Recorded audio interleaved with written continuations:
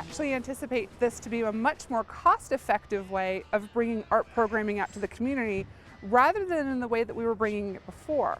Before, we were relying solely on our recreation centers to be the venue for these arts programs, which meant that we had to have art supplies in every single one of those venues. Now I only need one set in one truck. How about I take 4 of you on the truck right now? Diane Ruggiero calls the Easel Rider a cross between a bookmobile and an ice cream truck. So come on in. A mobile art laboratory feeding Asheville's insatiable appetite for art. Heart. And then there's your burger. We've been faced with a lot of budget cuts in the city of Asheville over the past few years. It was getting more difficult for us to use the rec centers as that arts venue. And so this really just enables us to kind of just go where the people are now and not rely on them to come to where we're at. Okay, so let me go ahead and hand everybody their paper. As Asheville's Superintendent of Cultural Arts, Ruggiero saw an opportunity to expand the role of public art, despite decreased funding for her department. That looks cool. I like that one. Her canvas? An old 1984 bread truck destined for the city's surplus lot. It's called the Easel Rider. It's an Asheville mobile art lab with everything in it.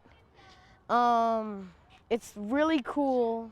It actually looks a lot better now than it did when we first inherited it. So this is really recycling or upcycling in its truest form. You need a cardboard piece still? And you want to make one too? Okay. Unlike traditional traveling exhibits, the Easel Rider curates each stop depending on where it's parked and who it's serving. We're going to go and find different things around us, or we can cut out some different objects with construction paper. You can cut out silhouettes of your hand, whatever you want, that's your choice. And then we're gonna go ahead and expose them and hang them up here to dry. 1, 2, 3, flip it over, put your picture on it. Okay, so now just keep an eye on it and watch it as it starts to fade.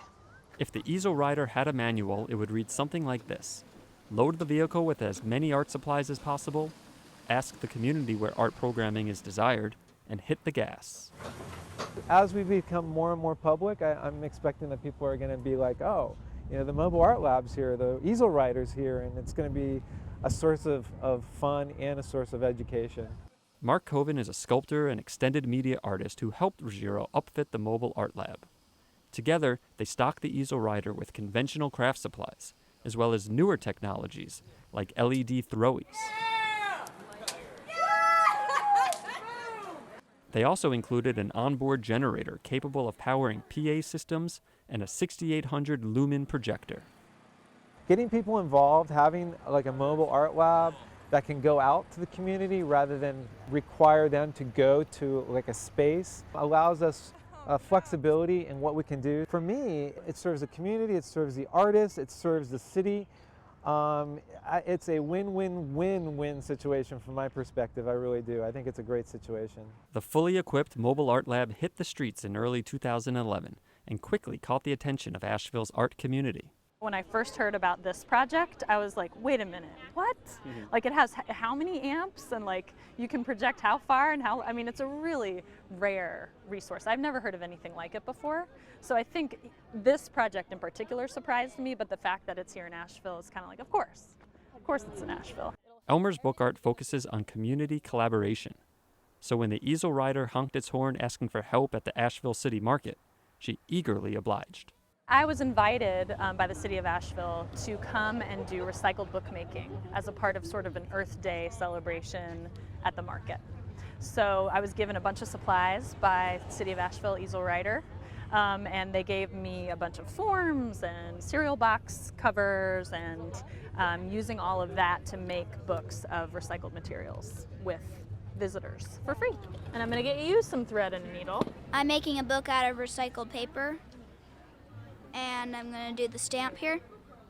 There you go. And then go ahead and pull that through. And that shows the date that I did it. Art is something that we need more and more and more of. It's something that's joyful. It's a way to express yourself.